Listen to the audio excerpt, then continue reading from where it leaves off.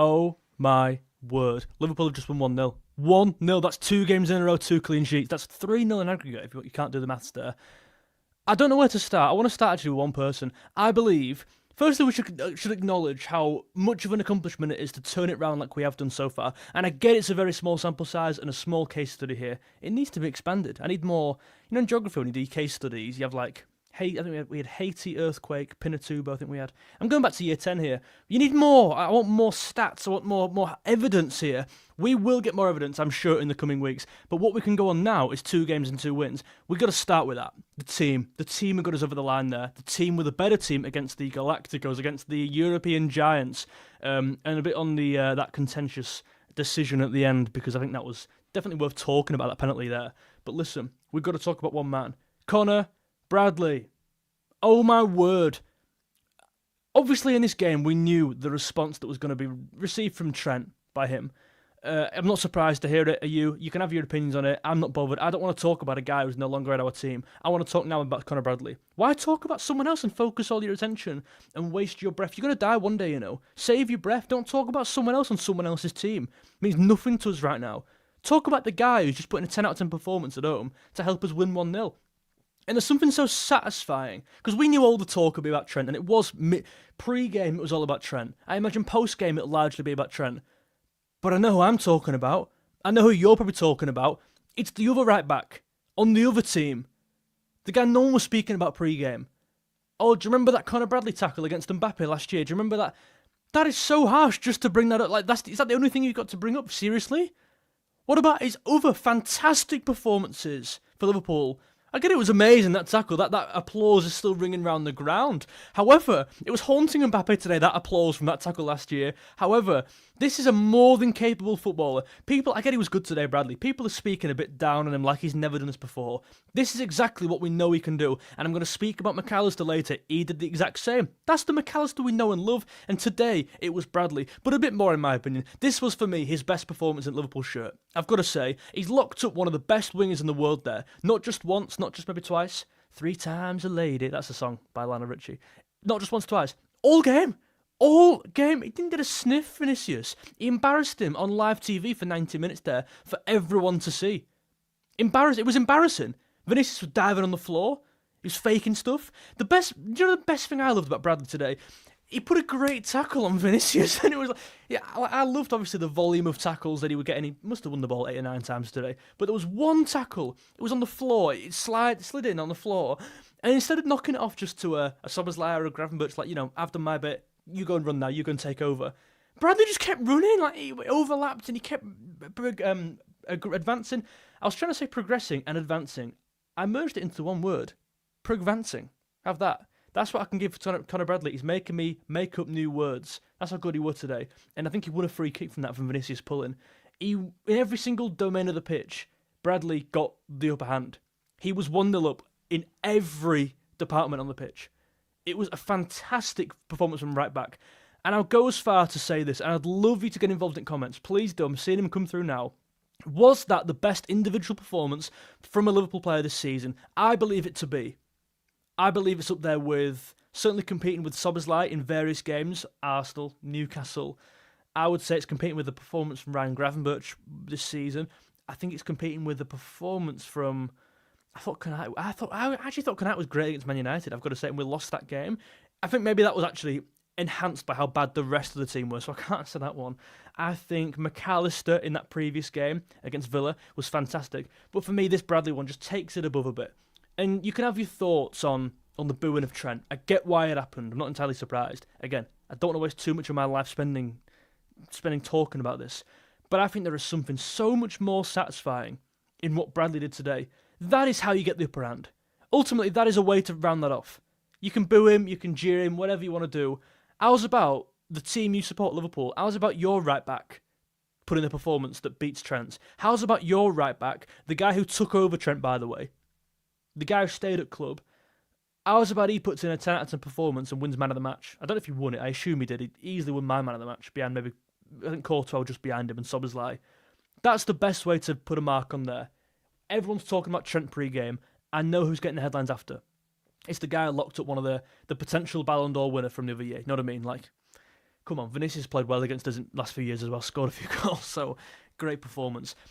Luckily for us, though, there are so many other players we can go and talk about over these next half hour, so please do lock in, please do leave a like on the stream. It's the easiest way of helping out, and my word, Noah's Noah with the $11.99. Are you serious? I will talk about the team in a second. Easily, mate, I'm so grateful for that. Thank you so much, Noah. You really do support the channel a lot, so thank you. Let's get doubly Noah in the chat, please. Doubly for Noah. Easily, and I agree with this already. I've only read 3 words of it, but I agree with what you're saying.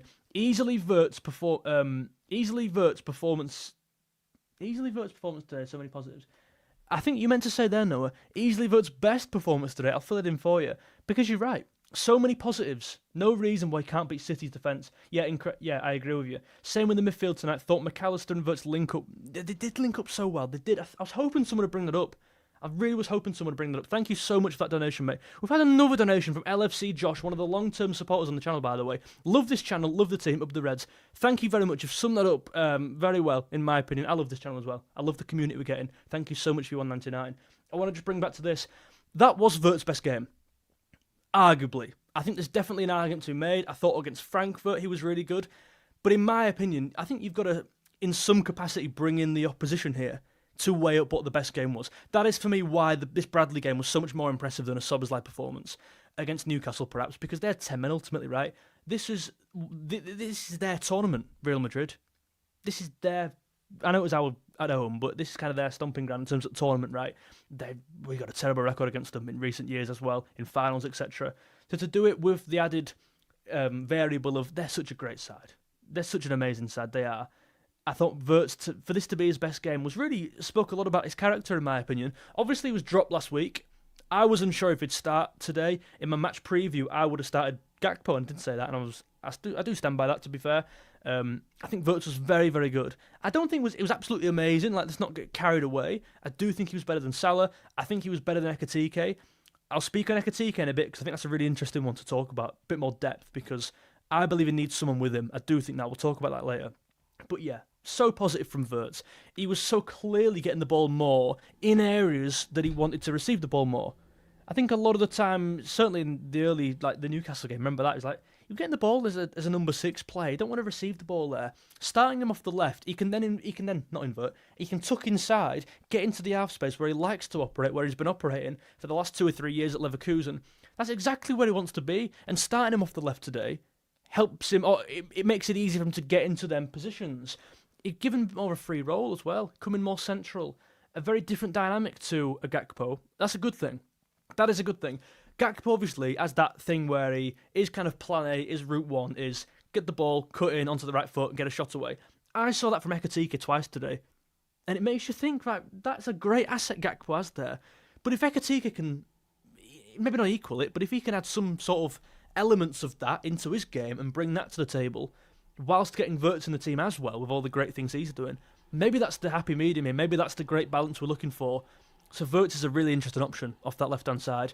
And for me, that sets the tone there of where Slot wants to play him. That's not the first time he's played off left. And that for me is his best performance at season, along with Frankfurt. So do you play him there again? I'll be stunned. Obviously, Szoboszlai's performance enhances this opinion because he was so good in the 10 again. I'd be stunned if Wirtz plays in the 10 again, or at least in the near future. Our strongest team right now is that team.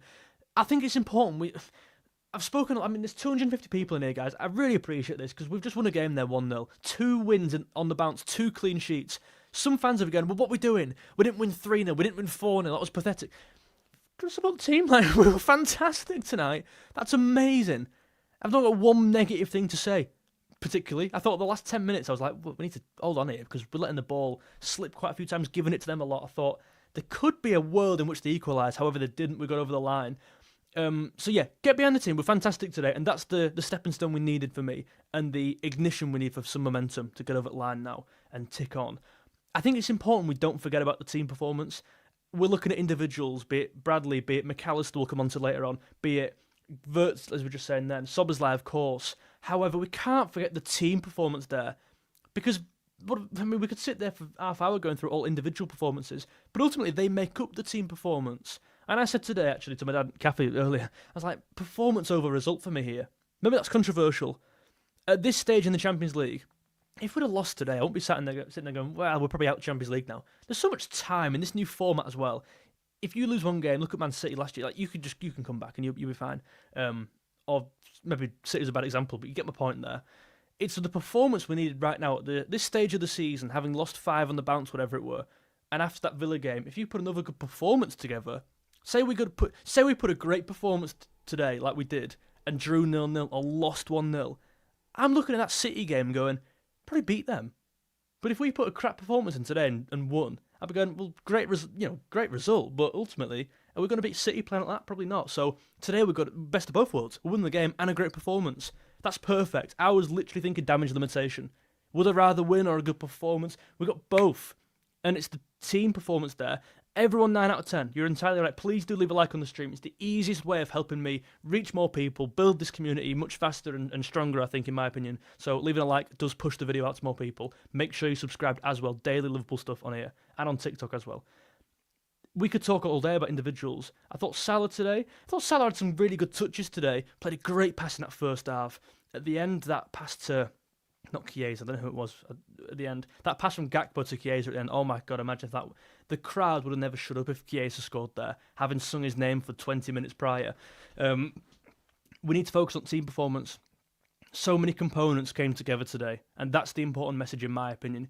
Yeah, we could talk about McAllister, and in fact, we'll talk about McAllister now, but we could also talk about Robertson, a great performance again. Van Dijk swatted everything away. Konate, I thought, was really impressive today. Mamadashvili made a good save in the first half with his feet. We could just spread all this appreciation and plaudits around, right? I think we've got to talk on McAllister, and I'd love you to get involved in comments. Let me know your thoughts on McAllister right now. I think it's so important when you talk about McAllister here, and you give him his due praise, you put a load of context around it, because it enhances the praise and it makes it even more impressive. This is a player who was arguably our wasn't player of the season. He was arguably midfielder of the season last year for Liverpool. And you could even stretch that and make a great argument for the entire league. Best midfielder in the league last year.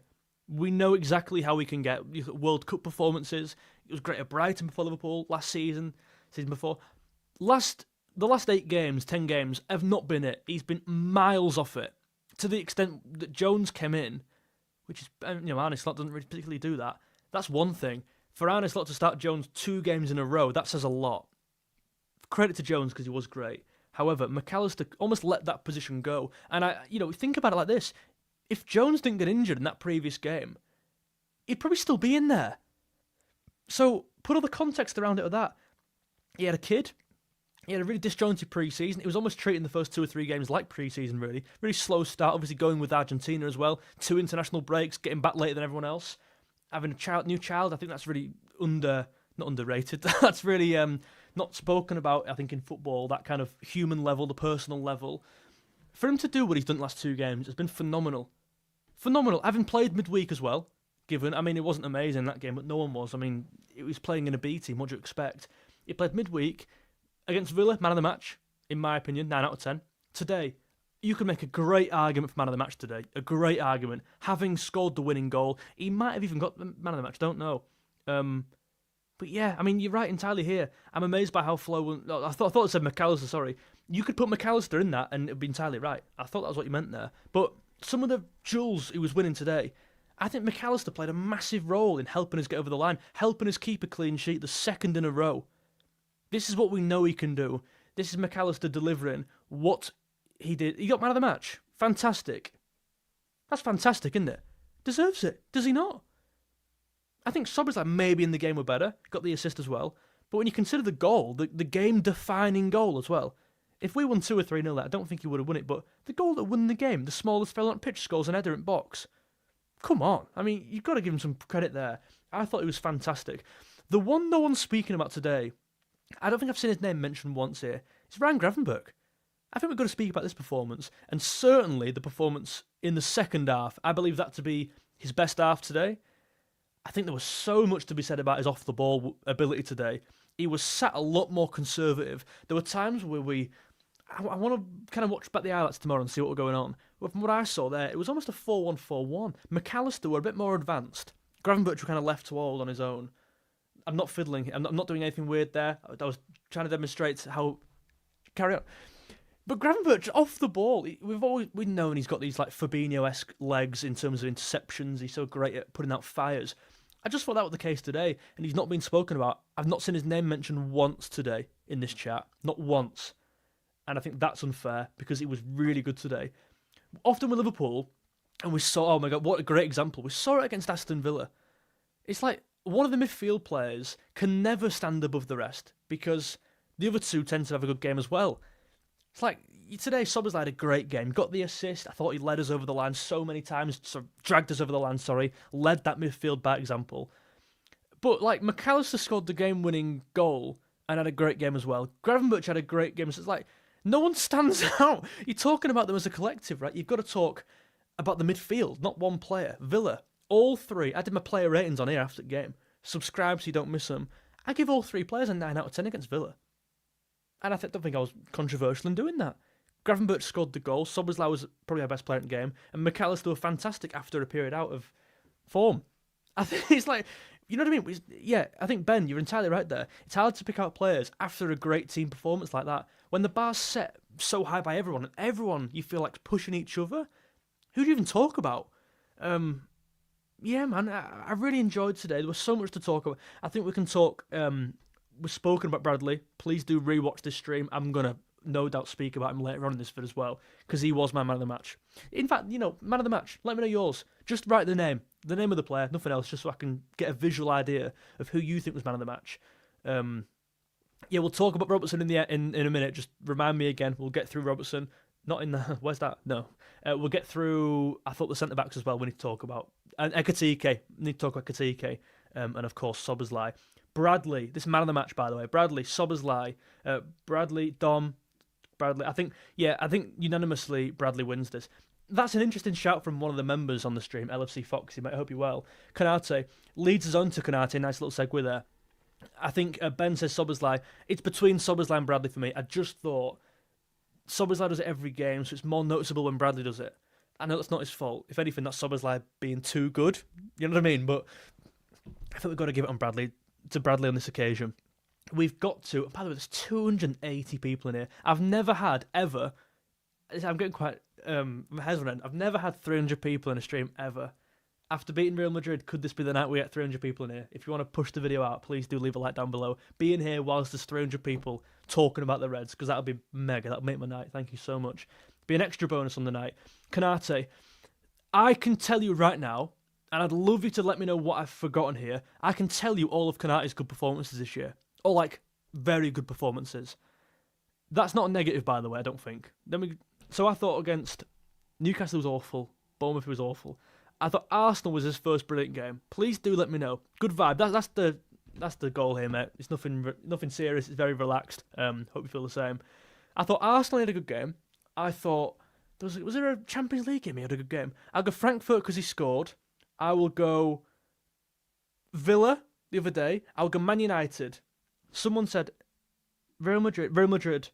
Yeah, I would chuck in that Frankfurt game just because he scored and we won 5-1. I'd chuck that game in there. I believe Konate's had 5 stand-up performances this year. I think Van Dijk's had more, but I think the stand-up performances from Konate have been bigger than Van Dijk's. Maybe that's a hot take.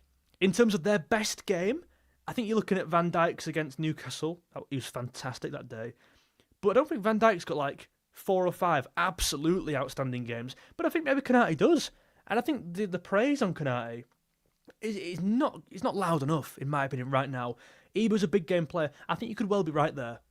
Because there's a bit of a trend with those games, isn't there? European game, Frankfurt away in the Champions League. Arsenal, biggest game of the season at the time. Man United, it's Man United. Of course it's a massive game. Real Madrid, 4 out of those 5 games. Chuck and Aston Villa. Aston Villa, even that, seriously. Having lost 5 in a row to do it. I don't know, there's something to be said about Konate's performances. He's proved people wrong. And I'd agree with that. And I think a lot of people in this chat will show some sort of... Humility is not the right word, is it there? Just they'll kind of not bow down, that's even weirder. Fall on their sword a bit with Konate, maybe. I do believe at the time when I was criticising him, and I think a lot of people would agree, I was right, and you were right in criticising him. I don't believe that Bournemouth performance was anywhere near good enough. What came after that? Newcastle, and that was shocking. Palace, that was even worse. So I think it's very easy to say now, when I was playing well, that the criticism was unfair. I don't believe it was, to be honest. Where's my chat gone here? My chat's gone. Sorry, bring the chat back up. Sorry, it's because I bring comments up. That's why. Don't worry. He has had some stinkers. I agree, but that's the thing, taking away the praise for now. Just because he has a bad game, don't mean you can't acknowledge when he does have a good game, like today. Brilliant today. Was he the better of the centre half too? The pairing. I'd love to know your thoughts. I don't think there's much in it. I love that bit at the end when he receives the ball. We're 1-0 up at the time. I'm thinking, just boot the thing. You're good at that. He just like slowly drags it out of defence, like Maldini, just carrying it out like Beckenbauer. I'm thinking, Konate, mate, you're almost like, like, with respect, you're not that guy. You know what I mean? Konate's, he's a bruiser. He's an aggressive. He steps up. He's a powerhouse of a centre back. He's not particularly elegant and gracious, but there were shades of that today. And I thought, obviously he dealt with Mbappe and Vinicius, because did they score? Did they bugger? They didn't score. The amount of crosses he cleared today felt, yeah, exactly. I agree. Van Dijk as well, swatting them away like flies. When you got both of them on song, I do believe they're the best centre-half pairing in the world when they're on song. I do believe Saliba and Gabriel have taken them. I believe they've taken that top spot now in terms of every game, consistently every game being there. But Van Dijk is the best centre-half in the world when he's on it. And I think as a pairing, Konate, his best games are freakish good. They are scary good for Konate's best games. The only thing is he's not having them often frequent enough. And Gabriel and Saliba have done very well over the last 2 years as a pairing. I think Gabriel's better than Saliba now. I do think that. I think that was actually clear about a year ago, I do think. Here we go. So, my next 2 talking points. Ekitike and Robertson. Please do leave a like if you haven't already. We're trying to hit 300 viewers on this stream. We've never done it before. If you do one thing, please leave a like. It pushes the video out. Thank you so much. That means a lot. We'll start Ekitike. We had a comment here. I also think people are glazing Ekitike too much. I would perhaps agree. Slightly. I would slightly lean to agreeing with you here. I don't believe he had the best game of all time. It was probably one of his weaker games this year. But, he set the bar that high for himself so far, considering as well he's a new signing, so is Isak, Wirtz, Frimpong, Ekitike. None of them have started very well. Sorry, not Kirkez, Frimpong, Ekitike. Keep saying Ekitike. That's the player I'm talking about. I'm trying to reference other players, and I keep mentioning Ekitike is a new signing. So's Wirtz, Isak, Frimpong, and Kirkez. It makes you think, well, why can't they kick on like Ekitike has? He's done everything right. From a new league, he's still young, people forget as well. He's coming for a lot of money. It's like, he's done really well, considering the other lads in his team who are new haven't. And that's the bar he's set. So when he has a game like today where he was perhaps a bit underwhelming, people go, well, he's a bit crap today. Well, no, I disagree at all. Ekitike, this is my point. Firstly, I don't think he touched the ball anywhere near as much as he should have. And I said that against Aston Villa. I want this guy on the ball. He is so fantastic on the ball. He's got such a deceptive frame. Tall guy, a bit like Gakpo, but protects it well for me, and even more so than Gakpo. Those little intricate touches in there, off the left-hand side, but that can only get you so far. And this is why I believe, like you said, Nick, kept the ball really well, linked up play. I'll give him a 7, 8 out of 10 today, maybe an 8 out of 10. I think it's a fair rating. But it just so clearly could have been a 9. If he had, this is the big point, this is what I believe is such an obvious point to make. I think he needs someone with him up front. You can make that argument in so many ways. I think the best way to make the argument is look at Frankfurt when he was there. I only saw glimpses, obviously. When you sign a player, you look at all the highlights of what can they do. A lot of them highlights at Frankfurt, granted, were on his own. He led the line on his own when Marmoush left, but were with Marmoush. When he has someone with him who he can feed off of. Look at a lot of Marmoush's goals at Frankfurt. He was the last line, Ekitike, with the guy feeding him in. And this is where the conversation starts again and reoccurs with Isak and Ekitike. We've got 2 potentially world-class strikers there, potentially, like in the future, right? You could argue Isak being that now. You could argue, I wouldn't right now, but anyway. There will be talk again, even though we're playing well, of can we get them in the same team? You don't have 2 players that good, and just that conversation just doesn't not emerge at some point. Of course it will do. I don't think that's necessarily a bad thing for Ekitike. Isak maybe more so, but I just think Ekitike with someone next to him just to feed off of. I just think he'll be fantastic, even better than he is now. But is that the detriment of the team? Bringing an extra forward player in there, you're losing a midfield player. Right now, obviously, I'm not saying we should play a front 2. 1, Isak's not fit, and 2, we're playing really well in the 4-2-3-1/4-3-3, 4-4-2, whatever you want to say. But in the future, I'd love to see someone with Ekitike up front, because your points are very true there. They're right. I just believe he could be a bit better. That's mad to say, isn't it? That sounds like I'm downplaying him. It's not at all. I believe he's that good, and he's clearly showcasing what he can do so much. He can be better. He just obviously can. And I think a lot of that is down to, 1, the system, and 2, the players around him. When Salah's absolutely firing, when Gakpo's absolutely firing, Ekitike's next to him, Isak's next to him, that will raise his game. It's a scary thought that he can be better, because he's that good now. You know what I mean? He's one of my first names on team sheet for me, Ekitike. Really great time to put the comment in, mate, because I've just finished about talking to everyone else. Let's talk about Andy Robertson. This will not be a conversation had among the fan base, in my opinion. 1, because I think he's a bit of a he'll do a job fella now. I think he's a bit of a 7 out of 10, and he can't go any higher because because he's slower, because he's less sharp. He's not the player he used to be in 2019, 20. But I feel bad for Robo. I do feel bad for him, in that he's come in the last 2 games, 3 games in fact, because he played midweek. That's another factor. He's been branded as this player who's lost his sharpness. He's not as quick as he used to be, whatever. He's not as fit. He just played 3 games in a row. And he was great in 2 of them. Really good. And in the midweek one, obviously, it was a B team around him. He was playing centre-back in a back 5, so what do you expect? Against Villa, he were brilliant against Villa. Second half, second half certainly. Today, again, second half, amazing. Defensively. That's what I'm acknowledging more with Robertson right now. Defensively, he is solid as you like. As solid as I've seen him in the last 2 games. Over the last 5 or 6 years, I don't think that's crazy to say. I do think going forward a bit more to be asked, I reckon. I think he could definitely shake off or blow the dust off his left foot and put some better crosses in at times and maybe showcase what he, run back the years, if you will, Robertson. But right now, we don't need that. Right now, we need to win games. And being more solid defensively, I'd rather right now than creating some more, because we've got players who can do that. Not switching off at back post, win your duels, the simple things, the basics, you've got to get right. And I believe Kirkus wasn't doing that enough. Robertson has come in, he's played really well, we've won 2 games, and more importantly for a defender, we've kept 2 clean sheets back-to-back against Villa and Real Madrid. Robertson played a massive part in that, in my opinion. And this is my point. There were 2 reasons why his praise won't be sung. 1 is he's been branded as this finished player by some people, but 2 is the guy on the other side, Bradley, had the game of his life.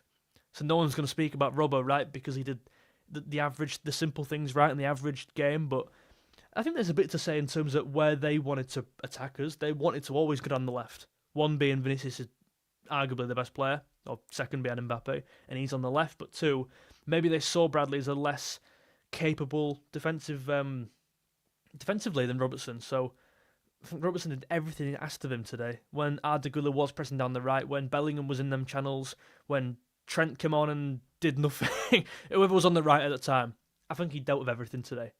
Rodrigo, you know what I mean? I think he had a great game today. What do you think about the handball decision? I don't know. Maybe Wirtz can be the guy he played. Yeah, maybe you're right. I think you are right, because we saw it a bit today at times. I mean like a striker, someone more advanced than him.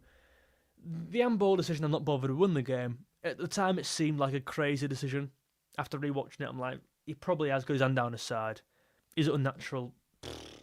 Clattenburg thought not, but maybe it was. I don't know. It's just so, for me, I've seen them given. That's my problem with this. Obviously, I'm not saying if Real Madrid got it, they might have been given it.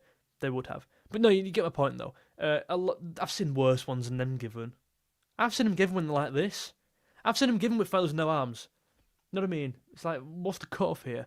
So I think you probably did get it right in hindsight, when looking back on it. Yeah, is there any more burning kind of talking points here?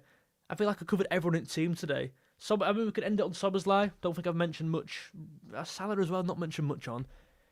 He had no, he didn't. He had a good game, some really good touches. His final ball wasn't there at all today. Not even nearly there, but anyway, oh well. We won the game. Szoboszlai, amazing again. Just amazing. That's what I mean. Them final touches were just great. Sorry, the touches before the final touch were great, but that final ball, I just want a bit more precision on the execution, I guess you could say. Rofa, mate, how are you? One of the members on the channel, and King Fred in here as well. Join. Become a member. I don't know what you get. You don't really get anything, but I appreciate you all anyway. You forgot to talk about Slot and getting it right. You did get it right. Absolutely got it right. Credit to him. That resting in that cup game against Palace seems more forgiving now, doesn't it? Because we've got some, we've got a tune out of our squad after resting there. So he did get it right. Absolute credit to him. And I'm sure the Slot outers will not be on social media tonight. They'll be a bit quiet, in my opinion. And rightly so, they can bugger off. Certainly out of this stream, they can bugger off. Would you start Gakpo or Wirtz on Sunday? Interesting. I'd go Gakpo against City. I would. I'd go Gakpo against City. Best player today was Bradley for me. Absolutely Bradley. Noah's Noah, another donation, mate. 249. Where does Bradley rank among young defenders? Excuse me. Don't know. How old is he now? I feel like he's at that stage now where he's not young. Is he gone past the stage now? I don't know. He's up there though, isn't he? Certainly fullbacks, he's up there. Can't think of many like him. In fact, I think he's so underrated. And today proved what he could do. Listen, I've been live for half an hour now. I tend to do that after every game. Do subscribe so you don't miss one of these live streams. If you do end up missing one, it's posted straight away on the YouTube channel. If you go onto the live tab, the full thing's uploaded straight after this. So please do get involved in the comment section down below. Let me know your burning thoughts. I'm going to be in that comment section all night, getting back to you guys. Please do come and join the community. This is, for me, the hottest community right now. And I'm not just talking about looks. Genuinely, what we've built is crazy. There's over 250 people in the stream for half an hour. When I started this channel, or I restarted the channel back up maybe 7 months ago, 6 months ago, I was talking to 25 people in here. There are now 250 people in here. I'm so grateful that you're a part of that. I hope you're enjoying it. Yeah, no, that's what winning 2 games and 2 clean sheets in a row to you, mate. I am doing that. Yes, you caught me out. Please do leave a like. Go and watch the stream if you missed it and let me know in the comments your burning thoughts. Nice one, guys. Big win, that. Massive, massive win. Don't get better. See you later on. Have a good weekend. Well, week. See you later.